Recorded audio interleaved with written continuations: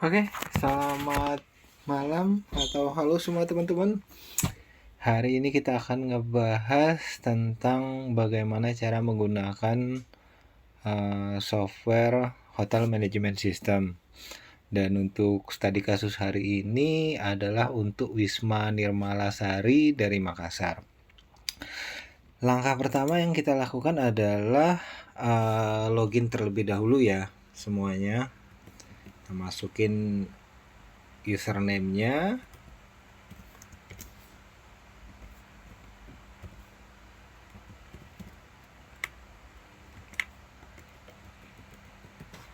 Oke, setelah masukin username, maka kita akan masuk ke proses login. Nah, di sini untuk halaman dashboardnya seperti ini, teman-teman. Semuanya di sini ada tampilan untuk kamar-kamar atau room-room yang available. Oke, setelah login, maka kita klik aktif menu. Nah, setelah itu baru masuk ke menu utama, di mana menu-menu yang ada di aplikasi ini cukup banyak ya.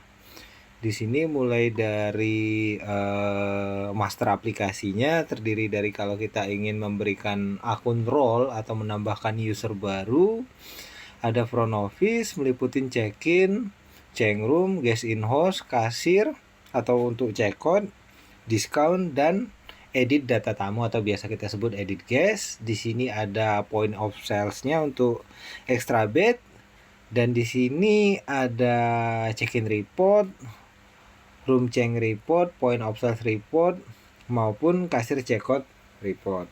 Di sini juga ada grafik check-in, grafik check-out, dan grafik compare room. Selanjutnya adalah room status. Oke, untuk mengganti password itu bisa dilakukan dengan cara mengklik password, change password ini, maka masukkan password yang lama, terus isikan yang baru, lalu save. Dan password otomatis akan berganti. Oke, langsung saja kita masuk ke menu yang pertama, yaitu master aplikasi.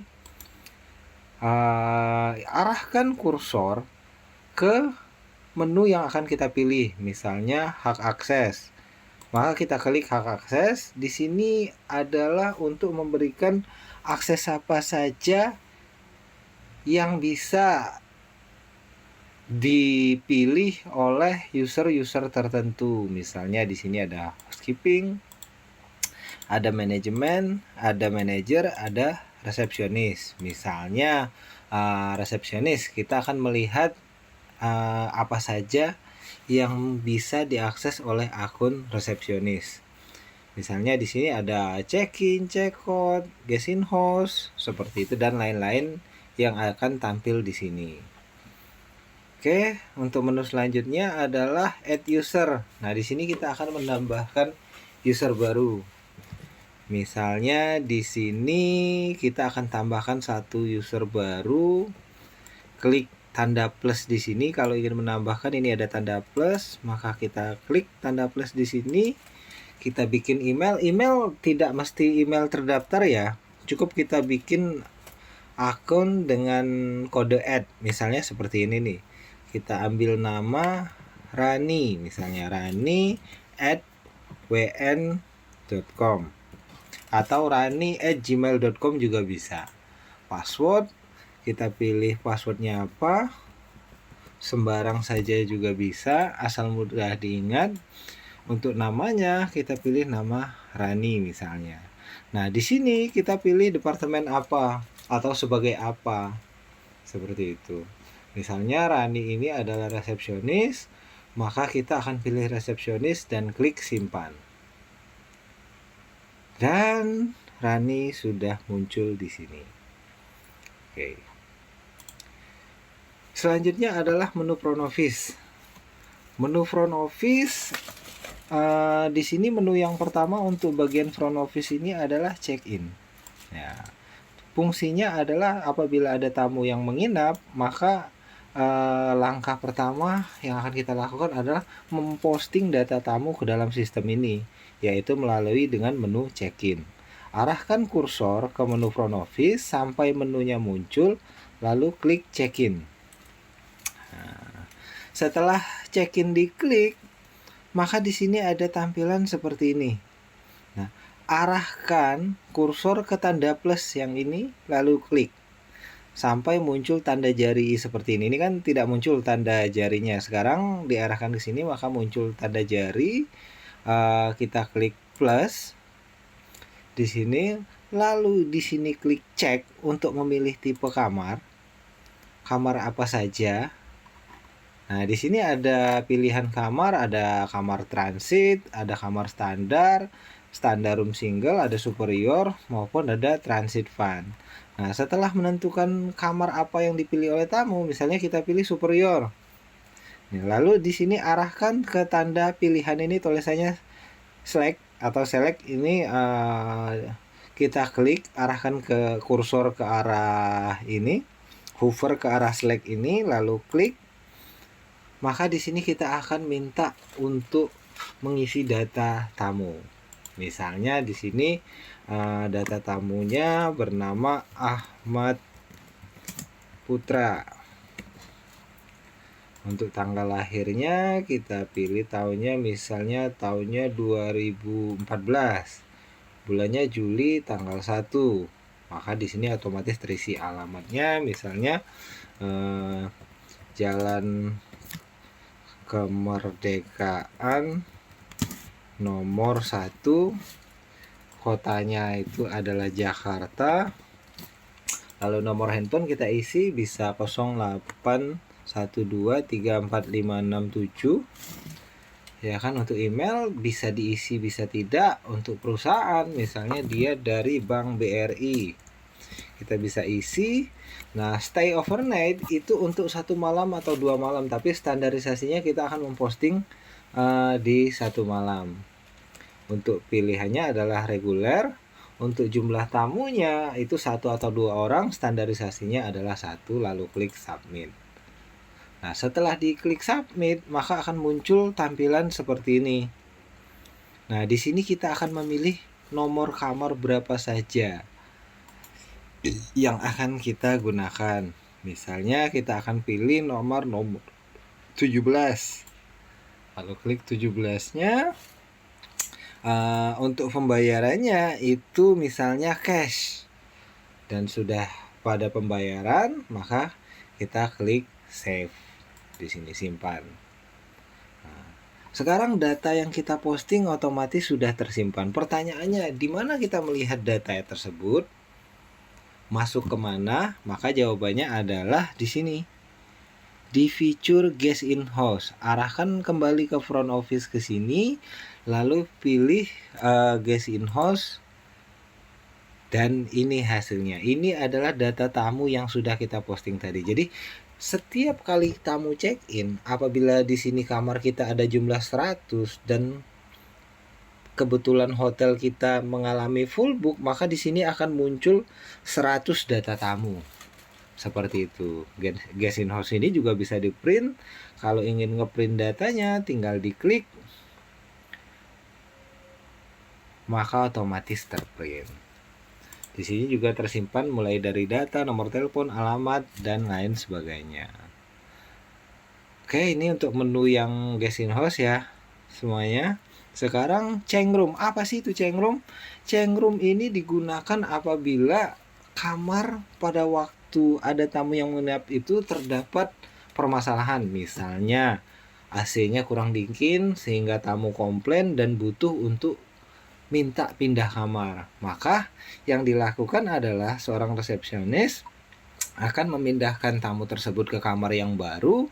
Tapi setelah dipindah, diberikan kunci, maka datanya pun ikut dipindah supaya tidak terjadi miskomunikasi antara departemen housekeeping maupun departemen front office. Nah, langkahnya seperti apa? Yaitu arahkan lagi menu ke dalam menu front office, lalu pilih change room. Setelah itu klik di sini untuk kode bookingnya ini diklik. Lalu pilih kamar berapa yang akan dipindahkan. Misalnya tadi superior kamar nomor 17. Kita akan pindahkan ke superior nomor 2. Nah, lalu klik change. Dan otomatis kamarnya langsung berubah menjadi kamar nomor 2. Oke, sampai di sini paham ya semuanya. Untuk menu change room di sini otomatis berubah menjadi kamar nomor 2 dan kita coba cek di guest in house. Kamar sudah berubah menjadi kamar nomor 2. Nah, selanjutnya adalah diskon. Ya, ini biasanya dipegang oleh di level manager atau di resepsionis pun bisa mengakses diskon apabila terdapat tamu-tamu spesial atau tamu-tamu yang memang tamu langganan atau tamu yang berhak mendapatkan fasilitas diskon. Misalnya tamu atas nama Ahmad ini karena sudah biasa check-in, maka kita akan memberikan diskon. Langkahnya adalah klik authorization of discount room. Setelah itu arahkan ke dalam kode booking sini, lalu klik kodenya, lalu klik tanda plus edit. Mohon maaf, bukan tanda plus tapi edit. Klik edit di sini, ya kan, lalu masukkan diskonnya. Misalnya kita kasih diskon 25%. Nah, lalu setelah dimasukkan 25%, diupdate dan total biayanya sudah berubah di sini, ya kan? Angkanya sudah berkurang 25% jadi 187.500 dari 250.000. Dan diskon ini tidak berlaku untuk diskon desimal ya, teman-teman semua. Ini hanya berlaku untuk diskon non desimal. Contoh, tidak bisa diskon 25,5%, 25,7%, nggak bisa, hanya bisa di angka-angka bulat saja. Lalu selanjutnya adalah di menu edit guest. Apa itu edit guest? Edit guest itu apabila terdapat kekeliruan dalam memposting data. Contoh, misalnya di sini kita kembali ke guest in house dulu. Di sini atas nama Pak Ahmad ini nomor handphonenya ternyata salah, kurang satu nomor. Maka apa yang harus dilakukan? Bukan dihapus, bukan juga dibiarkan saja, maka data tersebut harus kita edit. Langkahnya adalah arahkan lagi kursor ke front office, lalu pilih menu edit guest. Di sini klik dan kembali arahkan lagi ke dalam kode booking ini, lalu klik. Nah, di sini nomor teleponnya bisa kita ubah, misalnya kurang angka 00. Kita masukkan angka 00 lalu submit, dan ini bisa juga untuk mengganti semua data pada waktu kita memposting kamar tadi. Setelah semua data diubah dan dirasa benar, maka klik submit. Dan nomor teleponnya pun otomatis berubah. Kita lihat di guest in house sekarang sudah ada angka 00 di sini. Oke, sampai di sini adalah fitur-fitur yang ada di front office kecuali checkout. Checkout memang belum kita jelaskan terakhir karena memang masih membutuhkan untuk ke point of sales dulu, baru kita kembali ke menu front office checkout. Nah, sekarang kita masuk ke menu point of sales. Di sini ada extra bed. Misalnya Bapak Ahmad ini ternyata membutuhkan extra bed, maka apa yang dilakukan adalah arahkan kursor ke point of sales, lalu klik extra bed, lalu kembali pilih kode bookingnya, diklik, lalu masukkan di sini. Kita masukkan misalnya extra bed. Nah, X aja kita kasih kode aja, dia sudah muncul suggest-nya. Di sini kita pilih extra bed, lalu klik save di sini. Iya, data extra bednya sudah terposting semuanya. Oke. Nah, ketika datanya sudah terposting dan sekarang kita masuk ke dalam menu checkout tadi. Kita anggap sudah 1 kali 24 jam atau sudah waktunya jam checkout, maka kita akan melihat di sini, kita klik menu kasir atau menu checkout ini, kita pilih checkout di sini. Klik checkout, lalu pilih nomor tamunya ini, kode booking tamu yang akan kita checkoutkan, lalu klik. Nah, di sini sudah muncul adalah tagihan kamar maupun tagihan extra bednya. Lalu kita klik di sini, jangan lupa kalau misalnya ini belum diklik, hanya diklik ini, maka datanya tidak tersistem semuanya. Jadi harus diklik semuanya seperti ini. Setelah diklik, di sini ada hotel yang mau berlakukan kebijakan take and service.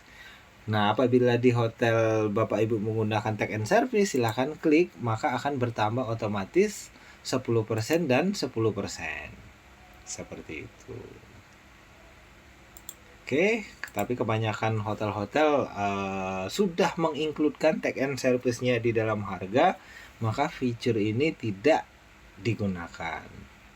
Dan ini ada fitur diskon apabila ingin menambahkan diskon lagi di luar dari diskon harga kamar. Jadi misalnya special guest, tamu spesial, sehingga dapat double diskon. Misalnya kita isi diskon lagi 50%, maka dari total nominal yang akan dibayar juga kembali berkurang 50%. Tapi di sini kita anggap tamunya normal, tidak ada diskon, maka kita kosongin saja. Dan payment status ini jangan lupa, apabila ini tidak kita close atau kita tidak pilih check out room, maka datanya tidak akan tercekot.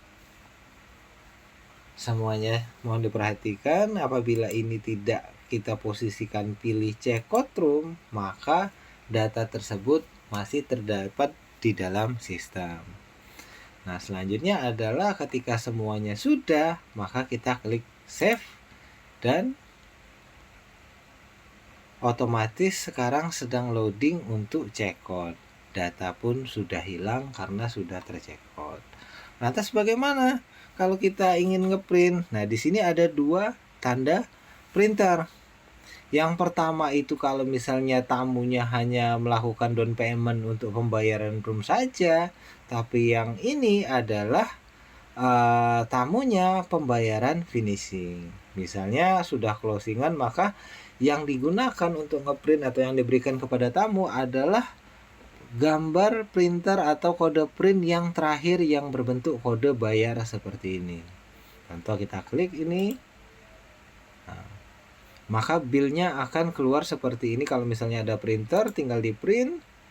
Tapi berhubung saya tidak connect ke printer, jadi tidak di print. Hasilnya lebih kurang seperti ini. Ya, total adalah 187.000 tambah 80.000 adalah 267.000. Ya.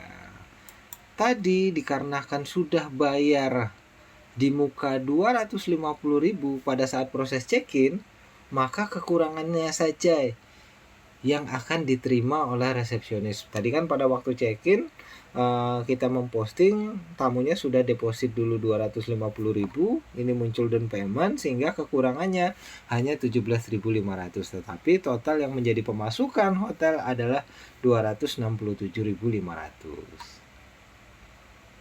Oke, setelah selesai, billnya lebih kurang seperti ini, ya kan? Selesai sudah untuk menu front office maupun menu point of sale. Sekarang ke report. Nah, di sini ada 4 jenis report. Yang pertama adalah check-in report. Check-in report itu kita bisa pilih atau melihat jumlah tamu yang check-in pada hari atau jam tertentu. Misalnya nih, untuk hari ini tanggal 15 Juli, tentunya closingnya kan start open day-nya itu, start hari atau start sistem hotel itu biasanya jam 4 pagi. Kita pilih tanggal 15 jam 4 pagi sampai besok tanggal 16 jam 4 pagi. Sehingga 24 jam di dalam satu hari. Karena apa? Biarpun check-innya tamu hotel jam 12 nanti malam atau jam 1 nanti malam, itu masih terhitung check-in di tanggal 15. Kita lihat view di sini. Setelah pilih tanggal dan jamnya, maka akan muncul keterangan di sini, ada kode booking, kamar, dan jumlah pendapatan hotel. Seperti itu. Nah, setelah semuanya, kalau tamunya ada 100 di hari ini, maka akan tampil 100. Setelah itu, kalau ingin menyimpan dokumennya, maka bisa dilakukan print seperti ini. Ya. Print, kalau ada printernya, maka akan langsung print hasil printnya lebih kurang seperti ini. Tapi kalau misalnya di print untuk menghemat tinta, maka tampilannya akan hitam putih. Oke, itu untuk check-in report. Sekarang room check. Nah, dalam satu hari adakah karyawan yang mengganti kamar atau tamu yang komplain? Kita juga bisa ngelihat, ya kan, di sini masukin tanggalnya. Kita akan tampilkan di sini. Nah, ternyata ada. Seandainya tidak ada room yang dirubah, maka di sini datanya akan kosong. Selanjutnya adalah point of sales. Nah, ini sama, kita akan melihat transaksi extra bed kita. Hari ini ada penjualan extra bed apa tidak. Kita akan memilih tanggal lalu klik show. Nah, di sini akan muncul extra bed. Di sini 80.000. Kalaupun ada residen dan residen, sebenarnya ini untuk menu restoran, untuk laporannya restoran. Berhubung di Wisma Nirmalasari ini fitur restorannya tidak diaktifkan, maka data tersebut tidak bisa muncul. Lalu kasir check-out. Kasir check-out adalah untuk melihat transaksi apa saja yang check-out pada tanggal dan jam tertentu tersebut. Hampir sama seperti dengan check-in report, kita masukin, dan di sini juga ada metode-metode pembayaran sehingga bisa detail untuk melihatnya. Misalnya di sini terlihat ada beberapa transaksi, lebih cenderung ke jumlah transaksi yang ada di dalam hotel. Misalnya ini yang pertama adalah Pak Ahmad ini deposit sebesar 250.000. Setelah itu ada pembayaran closing pada waktu check out sebesar 17.500. Ya kan? Seperti itu. Nah, grafik adalah untuk melihat tamu yang check-in. Biasanya dalam rentang waktu 1 bulan atau 1 minggu kita bisa cek di sini. Ternyata di sini ini datanya, dan kalau misalnya ingin save data ini kita bisa download di sini dalam format JPEG, PNG. Kita coba JPEG ya. Maka hasilnya seperti apa? Oke, sini sudah terdownload dan hasilnya seperti ini. Oke. Dan untuk grafik-grafik yang lain pun sama, arahkan kursor ke grafik, lalu pilih, masukkan tanggalnya, dan print. Selanjutnya adalah room status. Nah, room status ini apa? Room status ini kita klik dulu, kita lihat isinya. Isinya adalah data-data kamar yang terpakai. Nah, di sini ada beberapa status kamar. Yang pertama itu ada VR, vacant ready, vacant dirty, vacant clean, atau OO. Room status ini kebanyakan dipakai oleh departemen housekeeping. Ketika ada tamu yang sudah dicekotkan dari front office, maka statusnya akan berubah jadi vacant dirty. Nah, untuk merubah status ini kebanyakan dilakukan oleh departemen housekeeping atau dari front office juga bisa, cukup ubah menjadi VR. Jadi ketika sudah mendapat info dari housekeeping sudah dibersihkan kamarnya, kalau sudah layak jual, itu kita klik VR, maka otomatis akan mengupdate menjadi VR. Seperti itu ya. Nah, di sini ada status OO. OO ini apabila ada kamar yang rusak, misalnya ada terkendala dalam AC-nya rusak, kita akan klik OO, maka resepsionis tidak bisa memposting kamar di dalam kamar yang berstatus OO, sehingga kamar tersebut tidak terjual dan menghindari apa yang namanya miskomunikasi dan komplain tamu akibat salah memberikan kamar kepada tamu. Oke, sampai di sini penjelasan singkat tentang Hotel Management System. Video ini dibuat untuk Wisma Nirmalasari Makassar. Silahkan dipelajari dan boleh diulang berkali-kali videonya apabila teman-teman dari Wisma Nirmalasari mengalami kendala atau masih bingung dalam pengoperasiannya, bisa menghubungi kami langsung melalui Pak Guntur. Oke, sampai di sini. Terima kasih dan assalamualaikum warahmatullahi wabarakatuh.